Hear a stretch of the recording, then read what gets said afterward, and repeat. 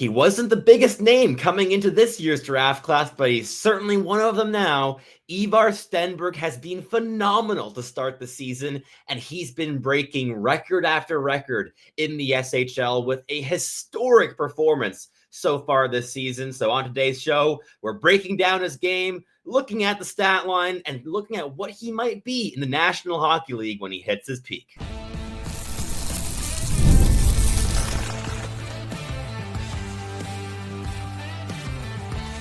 You are Locked On NHL Prospects, part of the Locked On Podcast Network.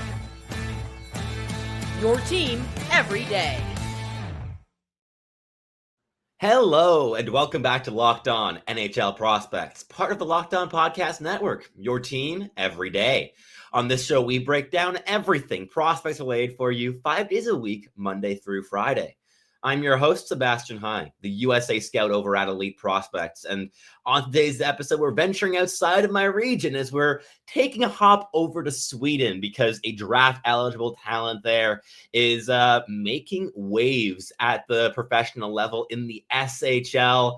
And it's nothing to scoff at. This player is truly quite special, both in terms of what he does on the ice, how it comes across when you watch him play, and also the end result, the production that he's been able to put up for Frölunda in the SHL, and that is to the tune of 22 points so far this season in 23 games. You heard that right. He is just about a point-a-game player in the Swedish Hockey League while playing pretty much third-line minutes, between 12 and 14 minutes a night this season. And in his last 4 games, Stenberg had 7 points, including a 4-point outing in a 5-2 win against Leksands. And Ivar Stenberg is a name to highlight because he's got all the talent in the world. And in terms of who has earned the first overall pick the very most at this point, in terms of just this season, it wouldn't be Gavin McKenna. Ivar Stenberg's the one that has impressed the very most, done the most difficult things so far at this age group. And for a draft-eligible talent who, yes, is among the oldest in this draft class, it has to be noted. He's only 2 weeks off from being eligible from last year's draft as a September 30th, 07 birthday. But still, as a pure winger, Ivar Stenberg might have the biggest value of any player in this year's draft class. And I think that there's a lot of arguments going for him at first overall. But why is that? Well, let's dig into the profile. But before we do that, today's episode is brought to you by FanDuel. Download the FanDuel app right now by visiting FanDuel.com and win $300 in bonus bets if your first $5 bet wins. So Ivar Stenberg, as I mentioned, September 30th birthday. Old for the draft class. He is a natural left winger, but can play down the right flank as well. He's average frame, 6 feet tall, 181 pounds, left shot. And last season, he split the year between the J20 and the SHL. In the SHL, he had pretty meager 3 points in 25 games and was a minus 14. And at the J20 level, he played in 27 games and he had 26 goals and 53 points and was a plus 27. He's a plus 11 so far this season. So clearly the adaptation to the SHL has gone quite quickly year to year. And he's really been able to translate the playmaking skill he's shown at the J20 level last season to the SHL here this campaign. And it really is through that combination of elite level playmaking, elite level IQ, and elite level hands that Ivar Stenberg does most of his work. He executes plays incredibly quickly. He's also a player with a really good defensive motor. He gets involved. He's disruptive. He's difficult to play against. And beyond that, too, he's actually quite physically engaged. He's definitely not the biggest guy in the world, and he's not going to win every single battle. He's not physically dominant by any stretch of the imagination. But Ivar Stenberg is involved. He is active. He initiates contact. He drives the middle of the ice. He's not scared of knocking into opponents. And to do all that and produce at this insane level in the third best league in the world in men's hockey, behind only the NHL and the AHL. I think in terms of quality, in my personal opinion, the SHL is quite the stage to do this on. And to call it unprecedented is perhaps not 100% accurate, but it might as well be, considering the people that were the precedents, being Hall of Famers almost exclusively. So lots that we're going to be digging into, especially in the second segment when it comes to the historical nature of the statistics with Ivar Stenberg. But let's kick things off here by focusing first and foremost on how he plays the game. Ivar Stenberg is a cerebral playmaker. He very quickly is able to steal possession and turn stealed possession into chances with just a couple of moves. He's a very mature player, very quick thinker. He's full of pace. And I think that combination with a speed-oriented attacking kind of philosophy, he's constantly manipulating defenders' feet, trying to get rid of his own back pressure in order to drive inside. He's able to establish contact first, drive in into opponents' bodies, kind of like bump them in order to get to the slot. And I think that with that and high-end passing skills and deceptiveness and high-end vision, and even the skating ability is above average in terms of both speed and mechanics, and the handling is even better than that. Stenberg's special. This is a very interesting talent. He's a bunch of fun to watch. If you get a chance to watch him play, whether it be live or on TV, please do. He's so much fun, especially when he's on his most dominant game. He's just a true like conductor on the ice. He decides what's going to happen, and to do so at the young age of 18 years old in the SHL for a storied franchise like Frölunda, that is not something we see every year. And we see a lot of high skill players give their shot at the SHL pretty much every year. And I've never seen a player excel in this way as an 18-year-old in this league. And when you combine a lot of upside in terms of puck carrying ability through transition, attacking with speed and handling, being able to beat players one-on-one, make them miss, and then quickly cut to the middle and into the inside, and use that passing skill to really just unlock the last bit of the defense. He's able to string plays together and blend his high-end tools so nicely in a way that just complements his game so well, that this is a player that I certainly see as a top 3 contender, maybe even a number 1 contender, especially if Gavin McKenna doesn't catch up the step that he's lost since last season. And Stenberg may not be the biggest player in the world, might not be as flashy in terms of a profile as a guy like Keaton Verhoeff, who's like a do-it-all, one-time threat, big right-shot defenseman who's aggressive defensively, or even an Ethan Belchets, who's this massive, like, looming power forward with slick hands and able to execute plays in tight and just super creative skill in a 6'5" frame. Ivar Stenberg doesn't have size on his side. He's just extremely good at hockey.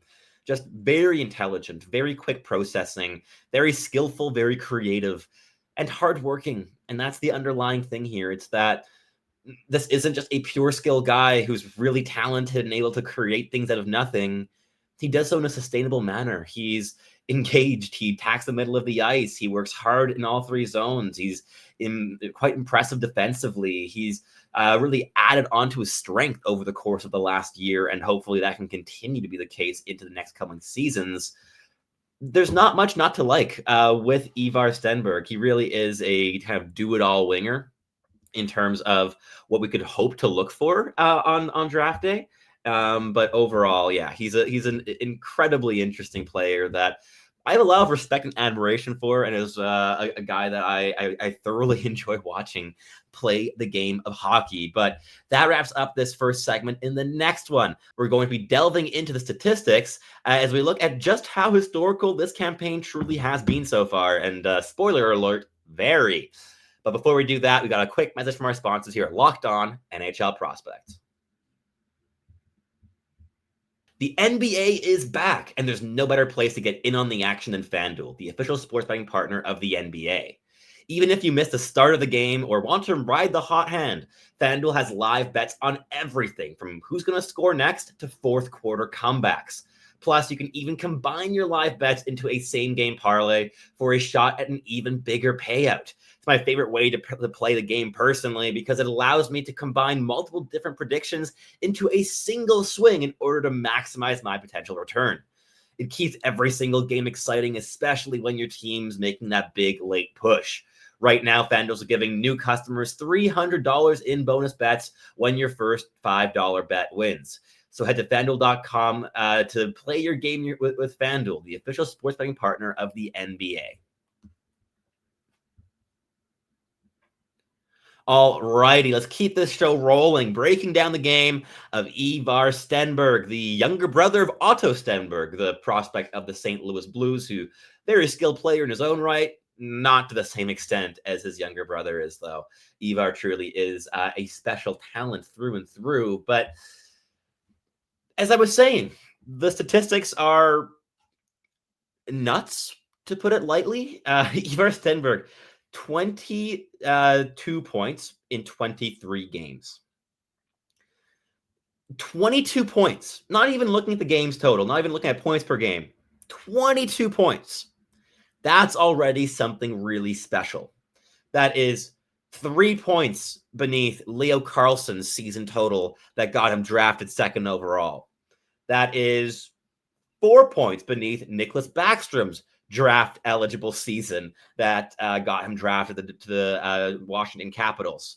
That is 1 point less than William Eklund finished with when he was getting ranked at first overall by some outlets, including my own personal board in that 2019 or 2020 draft. Was it 2020? 2019? 2020? I think it was 2020. And yeah, overall, Ivar Stenberg's ahead of all of these guys already in terms of point production. He's already scored more points than both Victor Hedman and Rasmus Dahlin managed in their respective years, which they're defensemen. That's okay. But these are players that have played a full season throughout all these. Every single one of these players has played over 40 games. Stenberg is at 23. If you transition to look at points per game, Ivar Stenberg is not seventh all time in point in the SHL among draft eligibles. He is first if you sort out players that have played more than one game. So 2 games minimum. And he is the highest point per game ever already right now as a draft eligible in the SHL. Of course, that record isn't set yet. He needs to hold on to this pace to keep that. But just to run down the list of the names behind Ivar Stenberg in production. So Stenberg's currently sitting at 0.96 points per game. Number 2 is at 0.84, a massive drop-off of 0.12, and that's Daniel Sedin. Then you go to number 3 with 0.74, and it's Peter Forsberg in 1990, 1991. Then you go down one more, and right back to 1998, 1999, and that is Henrik Sedin with 0.69 points per game. And then you get the Kevin Fialas of the world who only played in 17 games in his draft year in the SHL. Elias Lindholm is in there. Marcus Naslund. The list goes on. Mats Naslund's in there as well. Ivar Stenberg is doing something that nobody has done before in the SHL. And yes, he has to keep doing it in order to remain that. But he is well above the cutoff for this to be extraordinary. And to be just sitting so comfortably above all of these Hall of Famers while he's not even getting top 6 minutes, or at least top line minutes in the SHL. This is again, averaging around 13 minutes a night. That's not all that much. Not expecting point per game production from a player playing that many minutes in any league, really. And yet Ivar Stenberg is doing it with comfort and with confidence and attacking with speed and dynamism. He's so creative. He's constantly making chances happen out of nothing. And I think that this stat line, the historical stat line of draft eligible scoring in the SHL, it looks puny underneath Stenberg at number one. Comparative to all these other names. I mean, William Nylander is in there. He only had 7 points in 22 games in his draft year at the SHL level. Like, there's a lot of talent here. Mika Zibanejad had 9 points in 26. Yes, we are purely looking at production right here, and there's more than just production. And trust me, we're going to be digging into some game reports that some of my colleagues have written to really paint a picture of how Stenberg plays and what maybe a good game looks like versus a less great game in terms of real tangible impact. But for the time being, I wanted to marvel at the statistics a little bit. Of course, getting these stats via Elite Prospects. If you don't have a subscription yet, I would recommend it. I think that it's a pretty good bang for your buck of what you get between access to our game reports, access to all of these statistics, to our draft guide at year's end. It really is a pretty solid deal that we have going there with EP Premium. But yeah, it's ridiculous stuff with Stenberg. Just genuinely ridiculous. I can't add too much more than that. But let me know down in the comments down below what perhaps the most impressive draft eligible season in terms of production is this millennia, in your opinion. Because this has to be competing, right? This has to be up there. Like with any of the ridiculous like 2+ point per game seasons in Canadian junior hockey, being a point a game in the SHL when many Hall of Famers have tried and failed to do so in their draft eligible campaigns, that means something. It hasn't been done before, and Stenberg is not in a role where he's just automatically being fed points like a conveyor belt. He's not playing massive minutes. He's not getting double shift on the power play. He's playing regular shift and nothing more than that. And yet here he is at the top of all of these all-time statistics for a single season and performance. And yeah, I think that he certainly has been the most individually impressive in terms of production, especially in this year's draft class up to date. There's so much to like with this player, both the way he ticks, the way he acts, the pace with which he plays, and of course the output, the results, the production. Can't complain with those either. But that wraps up this second segment. In the final one, we're going to wrap up the show by looking at some of the game reports and overall what he might actually look like in the National Hockey League. But before we do that, a quick message here from our sponsors at Locked On NHL Prospects. Hockey season is officially here, and nothing beats being at the arena for those opening games. But let's be real, getting tickets can be such an absolute headache between waiting in queues, surprise fees, and prices that jump up right before checkout. It's so easy to get frustrated when all you want to do is cheer on your favorite team. That's where Gametime comes in, the app that gives fans the advantage. It's your ultimate life hack for scoring amazing NHL tickets fast, easy, and stress-free. You can even find tickets for NHL games for under $25. Take the guesswork out of buying tickets with Gametime. Download the Gametime app, create an account, and use code LOCKEDONNHL for $20 off your first purchase. That's code LOCKEDONNHL for $20 off. Swipe, tap, ticket, go. All right, let's wrap up the show here in the final segment talking about Ivar Stenberg in the SHL and just the ridiculous production and impact he's having at that level. And not every game is made the same. He's had some viewings that were not as good as others, most certainly. But what he does bring is a consistent level of intelligence, of pace, of engagement. And the overall skill set, the playmaking creativity, these are all things that are fueled by those foundational elements. And I think that just means that his worst games, he still finds ways to help the team and to be supportive. He's not just an island who's getting dragged along an anchor. He's a player that really does elevate his teammates, even at the professional level when his teammates are 33 years old. It doesn't matter.